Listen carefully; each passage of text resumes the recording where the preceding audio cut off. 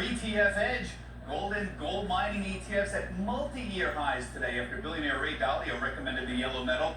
This, however, has his own firm, that's Bridgewater, the largest hedge fund in the world, underperforms the market, notching a nearly 5% loss for the first half of the year. Here to discuss, Dave Notting of ETF.com and John Dobby of Astoria Portfolio Advisors. John, gold's been flat for 5 years doing nothing. Suddenly, in the last 6 weeks, it's gone through the roof. What's going on? Well, I think there's three reasons. One is you've got recession risks that have gone up. Two, you have rates that have been trending lower. And the third reason, if you look at 10-year real yields, it's gone from like 1.2 to like 25 basis points.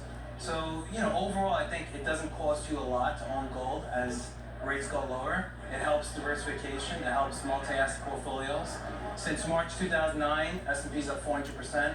Gold's up like 50%. GDX is down 10%. Yeah. So I think the risk reward is pretty attractive. Speaking of GDX, those are the gold mining stocks. Yeah. Gold's been crummy for 5 years. Gold mining stocks have been awful, and suddenly they've taken off tremendously. Is there some reason to play gold stocks over gold? Or have they got their act together? I think they've got their act together. We've had this sustained down market in gold miner stocks. That gave them the opportunity to close underperforming assets, to do some industry consolidation, which we've seen. And so we just had a technical breakout in GDX. This is something traders really pay attention to. So that puts a lot of tailwind behind this. I think either GLD or GDX are a good way to play a sustained rally in gold. Now, you have a very interesting take on owning gold directly, not gold miners. Normally, of course, we bring up GLD, the biggest gold direct ownership of gold in the world.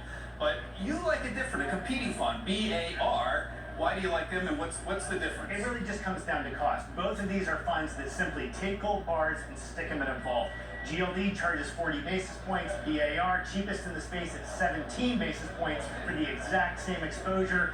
If you've got to day trade this, if you need to put 100,000 shares through fast, GLD, of course, is going to be your institutional favorite. If you're a normal investor, you might be making a 5% allocation on $1 million portfolio. BAR is your bet all day long. So very simply, though, it's basically you've got the fund there. The funds are the same. They're gold vaults, different gold vaults, but the gold's there. There's no structural difference here. It could even be the same vault. It's all done building. The structure's the same. The structure's identical. Yeah, absolutely. Okay, important thing there. Thanks very much, gentlemen. Dave and John, thank you. Appreciate that. For more ETF Edge, don't go anywhere. Our live online show starts at 1 p.m. Eastern Time.